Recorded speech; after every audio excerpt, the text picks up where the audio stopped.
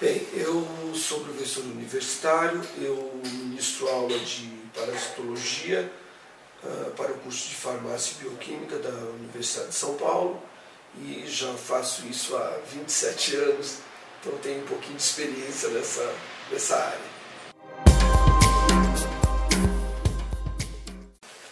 Olha, os felinos são muito acometidos por vários tipos de parasitoses, tanto protozooses como eumintoses. As eumintoses são mais fáceis de serem controladas, como toxocaracanes, ancilostomídeos, entre outros, né? E quase sempre, apesar de ocasionarem alguns distúrbios entéricos e sistêmicos desses animais, eles têm uma resolução relativamente fácil devido ao grande avanço da ciência em termos de novos medicamentos a serem utilizados. O que mais afeta, a meu ver, dentro de um gatil são os protozoários, principalmente a giardia e as isósporas. Por quê? Porque elas causam realmente doenças entéricas, elas levam o animal a uma perda de peso muito rápida, a uma desidratação devido a uma diminuição não, um aumento do fluxo de água, de passagem de água para dentro da cavidade gastrointestinal. E o grande problema dessas parasitoses é, na realidade, como que você vai fazer a profilaxia desses bichinhos dentro de um gatil. Que nós sabemos que dentro de um gatil você tem normalmente um número de gatos nem sempre adequado, às vezes é um pouquinho mais elevado do que comportaria dentro de uma determinada área, e esses animais estão em contato uns com os outros, né? E essas parasitoses normalmente são transmitidas, são veiculadas através de água ou de alimentos contaminados, não é? No nosso caso, que usamos rações específicas ou outro tipo de alimentação, mas controladas pelo próprio dono, pelo próprio criador, esse tipo de transmissão direta dificilmente ocorre. Eu acho que dentro de um gatil, a transmissão dessas parasitoses e a persistência dessas parasitoses se deve ao fato de que os animais entram muito em contato uns com os outros. A veiculação dessas parasitoses se dá através de emissão de cistos nas fezes. Tá? Esses cistos, gente, na realidade são formas de resistência a meios adversos. Por exemplo, ele deveria estar dentro de um determinado hospedeiro, que no caso é o gato, que seria o hospedeiro definitivo. Mas ele, para atingir um outro animal, ele tem que sair deste hospedeiro e passar para um outro que seria um outro gato. E como é que ele faz isso? Ele vai sair pelas fezes, vai levar um determinado tempo para sofrer a maturação desses cistos, quando então ele se torna apto a infectar um novo animal. Só que o grande problema é o meio ambiente onde esses animais estão vivendo. Como eles têm um meio restrito, normalmente os gatos nossos, mantidos em gatis, eles circulam em uma determinada área. E essa área, muitas vezes, é contaminada com esses cistos. E isso é que faz com que esses animais fiquem sempre entrando em contato com esses cistos e se recontaminando com o parasita, levando esses animais a episódios de diarreia. Então, gente, como controlar isso daqui? A grande maioria das pessoas acham que os cistos de parasitas podem ser controlados mediante a utilização de substâncias que contenham cloro. E aí é que a gente se engana, porque na realidade esses cistos possuem uma membrana proteica muito resistente. E isso é uma forma de sobrevivência desses cistos na natureza, para que ele possa se disseminar e encontrar um novo hospedeiro. Então, existe uma forma muito mais simples e muito menos custosa, vamos dizer assim, para o dono ou para o criador, porque esses cistos são termolábeis. O que significa isso? Eles se rompem com o calor. Então, é muito mais fácil você jogar uma água quente no local, lavar as suas caixas higiênicas, tirar a areia contaminada, descartar essas fezes em sacos higiênicos ou então no próprio vaso sanitário, para que não se deixe essas fezes por mais de 2 ou 3 dias no meio ambiente. Tá? Isso vai te levar ao quê? Vai te levar a uma diminuição da incidência, da prevalência desses cistos, dessa parasitose dentro do teu gatil. De que forma? Já que esses cistos são termoláveis, todas as vezes que você lava a sua caixinha higiênica com água quente, esses cistos estão se rompendo. Tá bom? Da mesma forma que a profilaxia no meio ambiente é extremamente importante. Ou seja, esquenta-se a água a nível de fervura, joga-se no chão e passa-se um pano normalmente. Isso vai te garantir o quê? Que os eventuais cistos que ficarem soltos pela casa vão ser eliminados.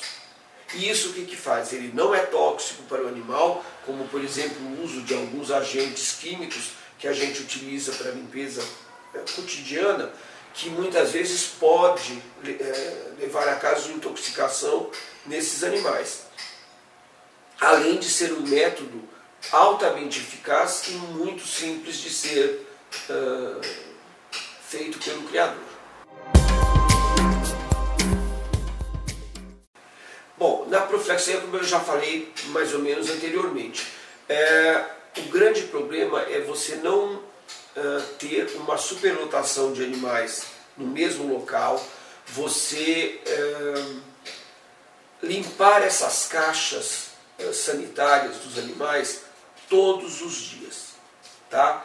Isso por quê? Isso é em decorrência à própria biologia do parasita. As isósporas pertencem ao filo apicomplexa, que são protozoários extremamente importantes hoje em dia, porque a grande maioria desses protozoários são considerados oportunistas, eles causam infecções em pessoas imunodeprimidas. A gente não pode esquecer que o nosso gato persa ele tem uma imunossupressão, vamos dizer, até certo ponto grande, então ele leva um certo tempo para adquirir, para montar uma resposta imune adequada contra as parasitoses, não só parasitoses, mas como viroses, e como bacterioses e fungos.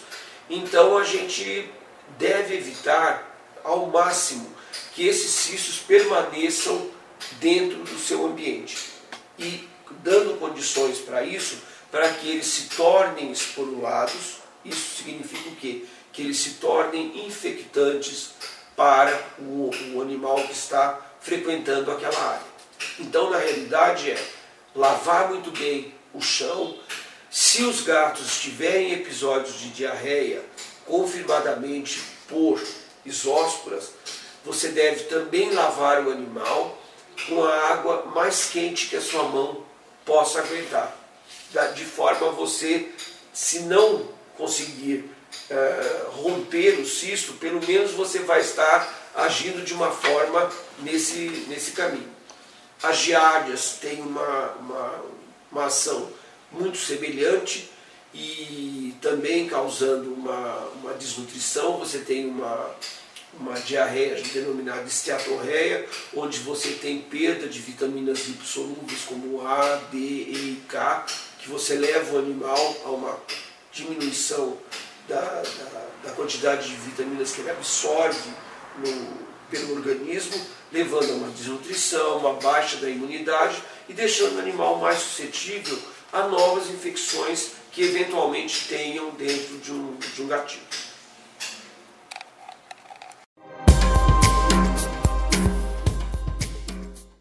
Olha, o tratamento, existem drogas específicas para cada tipo de parasita.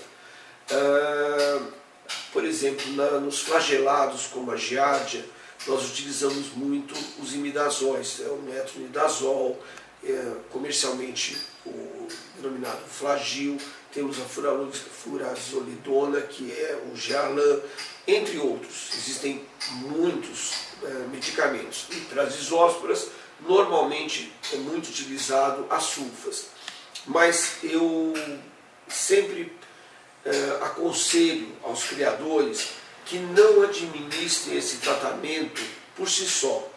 Eles devem levar primeiramente esse gato que está apresentando alguma sintomatologia ao seu veterinário de confiança. Esse veterinário provavelmente vai fazer uma anamnese desse gato, vai examinar clinicamente esse animal e vai pedir com toda certeza um exame coprológico, ou seja, um exame de fezes.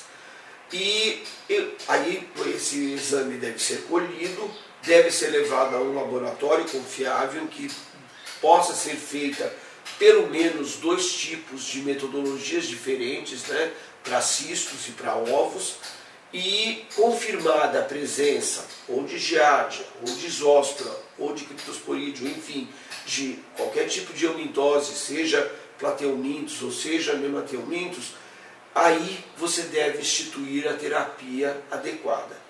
Essa terapia vai consistir em quê? Na administração do medicamento em doses corretas, de acordo com o peso do seu animal. Isso é muito importante a gente ressaltar. Por quê? Porque os gatos eles têm uma sensibilidade medicamentosa muito grande. E nem sempre as doses que nós utilizamos para cães ou mesmo para nós são adequadas para esses animais. Então essa relação dose-medicamento deve ser indicada, deve ser prescrita pelo seu veterinário de confiança. E aí você deve seguir essa administração dentro da prescrição feita pelo seu veterinário. Agora, em paralelo, como eu falei anteriormente, não adianta você só administrar o medicamento se você não tiver uma profilaxia do seu meio ambiente. Porque as parasitoses, você pode curar a parasitose, aquilo que o animalzinho tem dentro do trato digestório. Mas tem que ver que essas parasitoses, eles vão produzir cistos viáveis, muitas vezes depois da gente ter alcançado a cura clínica.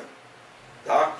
O que significa isso? Quer dizer que você acabou o estoque, vamos dizer assim, de parasitas, mas ainda existem alguns deles que se ensistaram e o medicamento não tem condições de atravessar essa barreira, que é a casquinha desse cisto que protege o parasita que está lá dentro. E esses cistos vão ser eliminados no meio ambiente.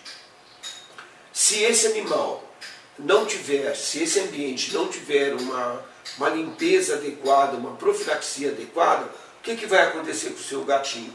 Ele vai novamente se lamber, ele vai tomar uma água contaminada, comer uma comida contaminada, ou mesmo entrar em contato com as patas ou deitando-se num local onde ele tem a presença desses cistos, que ele mesmo emitiu, ou que um deles emitiu. E o que vai acontecer? Ele vai se recontaminar e mesmo você tendo tratado o animal, um certo período depois ele vai acabar demonstrando novamente essa sintomatologia. E você vai ter que novamente repetir esse tratamento. Então veja, não adianta você estar sensibilizando o animal, sempre dando tratamentos consecutivos, se você não faz uma profilaxia adequada no meio. Eu que agradeço.